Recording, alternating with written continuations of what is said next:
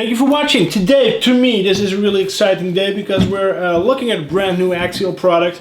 This is the first Axial product that I actually got since the Horizon takeover, and I am really excited to look at this because I've seen most Axial products, like for example SCX10, well, whether that be the version 1 or version 2, bombers, SMT10s, but I've never ever had a Wraith. I think the Wraith was kind of like a pioneering vehicle in it being, if I'm not mistaken at least, the first vehicle to actually have those AR60 axles, so those wide axles that afterwards you also found in the bomber, in the SMT10.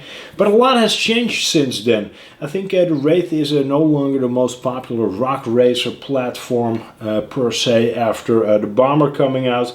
There's been a lot of room for improvement and a lot of room for development. And I think that they really outdid themselves with this Wraith 1.9. A common complaint with, for example, the Wraith was that those 2.2 tires and those wide axles, they weren't exactly trail friendly. In some case you would go to an event where they set out trails for 1.9 size tire vehicles, you know, with like the narrower axles. You would find yourself with a Wraith basically not having any fun at all, just because all those gates are way too narrow. And well, like I said, you know, the trails don't really allow for use of those wide AR60 axles. They shine in, for example, rock racing and that type of stuff, and monster trucking. But out on the trails, having fun with a Wraith used to really not be that big of an option. And currently, or with this one, with this 1.9 version, I do think that you can have a lot of fun on the trails. So it actually, well, one of the key features is those new AR44 axles. In case you want me to just go over it really quickly. New battery location and a chassis mounted servo. And then a ton of other detail which I think really shows that they put a lot of think work into developing this truck. Comes with an all new lower tube chassis to accommodate an AX10 transmission, which is all metal gears. You will see also that in the front there is a radio box right now, which also covers that steering servo, which is chassis mounted, inverted, like you would find it on an SCX10 too. So a lot of cool stuff happening over there. There's a battery tray right behind that radio box, which is kind of like you would find it on a bomber. So it would accommodate a 2-cell or a 3-cell battery, because you can't go beyond 3-cell, because then you would damage the stock ESC. I think if you look at the box, you go over it really quick, you will also see that there's a 35-turn motor. That's something that you will recognize from SCX10-2s. There is a brand new radio. We will get into that a tiny bit later. Adjustable plastic body shocks with faux resis, wild bore drive shafts. Like I said, an adjustable battery tray. A Dynamite AE5L ESC, which is rebranded, of course, right now, it being a Horizon product. It no longer is branded an Axial AE5L, but this is now branded Dynamite AE5L. I do believe that it's completely identical to that Axial AE5L ESC that you would find in, for example, the CRC Jeep, so the red SCX102 Jeep. And then also this battery connector is different. So this is an IC3 plug lead. I would switch them out anyway, as I like running Castle plugs on all of my stuff, but that as well, you know, that's like personal preference. So no Dean's connector in this one. There's room actually for 4 LEDs in the front. There's only 2 installed, so only in the main headlights you get them installed. But there's room for 4 in the front, and then if you get a tiny bit creative, I can imagine that you would also be able to fit some tail lights. More about all that stuff later. This Axial Wraith 1.9 comes in 2 different colors. I have the orange one, but it also comes in a black. I think it looks great. It really looks like, it's not licensed or anything, but it really looks like a truck that somebody would build in their garage to go and compete in King of Hammers or those type of races. Looks very scale. I really like the smaller size tire under a truck like this. It just, well, not only does it make it a lot more versatile, but it also, I think, makes it a bit more of a realistic looking adventure style truck. I think that's enough of us drooling over the cardboard. I'll make sure you get some close-ups, but apart from that, I'm really not that keen on holding this box up any longer. I took the car out of the box already. It comes fully zip tied, so really well protected during transport. Let's have a look at this bag of plastic first. I already opened this just to have a bit of a look inside, see what's familiar and see what's perhaps completely new, and what to show you guys. I think it's cool that it comes with some additional links. These are not like rubbery like back in the day the Axial links would be. I do hope that those ends that they hold up a tiny bit. If not, there's plenty of aftermarket links available also to adjust the wheelbase, for example. You get these helmets in case you want to change out your driver helmet. Even that skull helmet that is so popular. That one is also included. So you can go ahead and decorate it a tiny bit, completely tune it up to your own taste. This is, I think, a really interesting bag because this comes with the OG, basically the OG Wraith front bumper. So in case you do not like this CRC bumper, this is the CRC bumper that you would also find on the CRC Jeep. You can change it out for this old school Wraith bumper, turn it into a bit more of a recognizable classic, if that's where your heart lays, to put it like that. You also get two turbos, so there's one here and then there is one over here. So you can go ahead and fit these next to your radio box in front. I'm not sure where you would mount these, but in case you want to dress it up a tiny bit, make it look like you have a twin turbo LS engine, then well, you're all set and good to go. These green things are actually Axial's gate markers. I see every 3 weeks, I think, on various Facebook pages about Axial. I see people asking what those things are. They're gate markers. So in case you want to set out a trail in your garden, the more trucks you actually buy, the more gate markers you will be able to collect, and the longer of a trail you will be able to set out. They're great. Don't throw them away because they're fun to have. You get a manual. Well, manuals are of course really boring. It says, like, gives you all the regular warnings, like, yeah, don't drive against people, don't tie your dog to this, don't lick the battery, don't well, you know, all of the dumb stuff. So in case you're already familiar with the hobby, you won't be reading this, but in case you're completely new to the hobby, do have a look at it. It's all very much common sense stuff.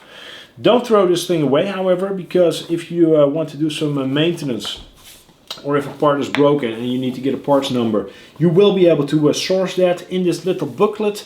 Very complete and very clear exploded views about absolutely everything. So in case you want to do maintenance or need to replace some stuff or just order some spares, all the parts numbers will be found in that little booklet that you get with the truck. This is that new Spectrum radio. In the past, I have been familiar with Spectrum DX2E radios. I have not seen this one before. This is a Spectrum STX2. Could be that they have included this radio with some ready-to-run trucks in the past. I, however, have never seen one up close, and I must say that I do really like it. I have nothing against the DX2E, but seeing a different option, which I think is more beginner-friendly, I will get into that a tiny bit later, is cool. It takes 4 AA batteries. Everything's laid out nicely. I think it grips well. The wheel is very familiar. And then I will get into what I think is a key beginner feature. That's not the throttle reverse or the steering reverse switches, not the trim switches, also not the dual rate switches, but it is the THLIM, which I can imagine is a throttle limiter switch. If I had actually read the manual, then I would be able to completely confirm that and say that that is what it is, but I'm pretty sure that that is actually what it is. So it says 50, 75 and 100. And I think for people new to the hobby, or for people who want to introduce their kids, for example, to the hobby, that is a really great feature. So it sits right above the on-off switch. You see that 50, 75, 100 switch, and I think what it does is if you put it on 50, you won't be able to go past 50% of the throttle that you will be able to put through that 35 turn motor. Now that's not a motor that will win you any awards or smoke the tires anyway, and seeing that you can dial it back to 50% I think is a great little feature. Of course, when you're a seasoned hobbyist, you will be putting it at 100% to see what you can actually do with this truck. But a feature like that makes it, I think, a lot more accessible for a lot of people, and I think it's great to see that included. Now, this is of course the main event. So you will see the first thing I think you'll notice is that flat color. So this is a flat orange, the other one I can imagine will be completely flat black. This is not just a flat clear over the outside. I think what they've done over here is much like the Arma Outcast Notorious, or the Arma Notorious is painted on the outside and then painted silver actually on the inside. If I pull the clips in front and I open the hood or the bonnet, whatever you want to call it, you will see that the inside of it is silver. Which means that if you end up getting some trail rash and you scrape off some of the paint, you would get actually some pretty realistic looking damage by it revealing the silver color that is sprayed on the inside of the body. I hope that makes some sense.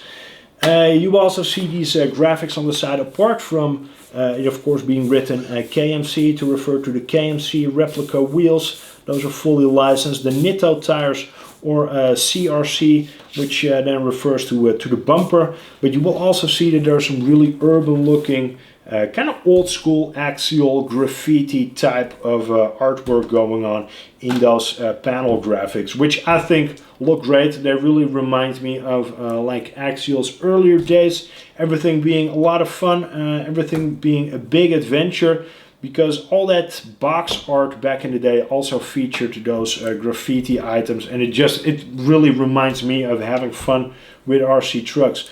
There's an interior panel. I'm pretty sure this is different than you would find it on the old school Wraith. So there is a driver figure already included. He is completely in Lexan. He's also very shiny. I usually call these gimp suits. If you want to make this look a tiny bit more realistic, give it a code of PS55. That's a Tamiya flat clear, and it will appear a whole lot better. I do like these driver heads. So this one as well is completely decked out, has like the ski goggles and everything. There's a lot of detail going on in the interior. So you will see there's like full dashboard stickers. There's like a GPS replica, cup holders, a ton of stuff, more than enough to look at. And then of course behind it, with the battery being absent over there, there's like a lot of room to kind of fill that in the way you want it as well. So whether that be with tents, sleeping bags, coolers, whatever, this truck is really adventure ready. This body is not the same as you would find it on the old school Wraith. Of course you will see that now that the hood is opening to grant you access to the battery tray and the radio box, that's of course different. But also there's that molded piece in front, so that molded grille with the headlights. Then there's some additional lights in that grille, but behind it as well there's like a full molded radiator piece with like a frame for those headlights. I think all of that is actually really cool. Behind the front wheels you will see that battery tray. They molded that to look like inner fenders. I think that turned out really nice as well. And then I think the only panel that would be identical to the original Wraith panels would be the roof panel. So yeah, keep that in mind in case you still have Wraith bodies laying around, or you have a Wraith body and you think that you can directly transfer that to this truck. That is absolutely not the case. Opening the hood, you will see that radio box completely resembles, I think, an LS engine. Like I said, you get those additional turbos, so in case you want to dress it up a tiny bit, you can just go ahead and do that. This greatly covers up that steering servo, which is now chassis mounted instead of mounted to the top of that front axle. And behind here you will see that there's actually plenty of room to fit a 2 or 3S battery. If you want to fit a larger type of battery or a bit thicker, do take out these tabs and you will see that you have more than enough room to actually position it there. There you also see that AX10 transmission. It says on the box, and I will trust their word for it, that this is an all-metal gear transmission, so no idler gears or stuff that you need to change out. You will also see the top of the shock absorbers in the front with those resis. Kind of familiar looking. This is a shock absorber that you will find on many Axial trucks. Plastic bodied, I don't hate them at all because they perform quite well. The spring perch in the bottom currently is already pre-installed with that screw to kind of clamp it down, make sure that you do not lose it. I think on the CRC Jeep I needed to install those screws myself. That's already done with this version of those shock absorbers. You will see that the skid plate is very smooth, as are these links. Plastic, of course, is great to slide over rocks. This will not get you hung up anytime soon. Also, it's almost overkill with those high clearance pinions in those AR44 axles. These are the single piece axles. So these are not the three-piece axles that you would find in some of the versions of the SCX102, but these are the single-piece versions. I think they look really clean. This is also, for example, the axle that you would find under the Honcho. I believe that the only downside is that you cannot load them up that easily with axle weights. I know that beef tubes, for example, are pretty popular to put into those three-piece axles, and with this you will have a bit of a harder time actually weighing them down. These axles are also fantastic because all of the hardware is actually hidden behind them. So in case you run into rocks and you create a lot of rock rash on your pumpkin, which is an exceptionally small sized pumpkin for what it actually does, you will be able to access all the hardware in the back. So that's, I think, one of the key features of these axles. Also, the gears inside them, the pinion gear and that ring gear, they're helical, so they're a bit quieter and they're also a bit more robust than it would be if it were to be straight cut. So that as well is a cool little feature. Well, apart from that, I'm not sure what else I can tell you about this Wraith 1.9. These Nitto tires, they will look familiar if you have seen that CRC Jeep. The red Jeep, I will also link that in the video description so you can have a look at it. As do these KMC replica wheels. These are like a flat chrome. You will recognize them in black on that CRC Jeep. Same with this front bumper. Like I said, you can replace that if you want to with that additional bumper that you actually get in the package. All in all, I think this is a really cool offering. I can't wait to see how this handles because of course it has a tiny bit more weight up top with that full roll cage. I also think that it looks very adventurous with it being like open and having like room to put in a bit of a bed and then some accessories. It just makes me really keen to get out on the trails and I don't know, just to go crawl this for a couple of hours. And that's exactly what I'll be doing the minute it drives up over here. If you want to have more information about this Axial AX19074 Wraith 1.9, do check out the link in the description box. You will be able to see a lot more pictures over there as well of that the black body that they offer. And well, I hope you found this an informative video. If you have any questions, do let me know in the comments section. I do read all comments and I also try to reply to all of them. And if you want to be ahead of what I'm doing over here, check out the links to my Facebook and Instagram, also in the video description down below. Thank you so much for watching. Take care. Bye-bye. Back on.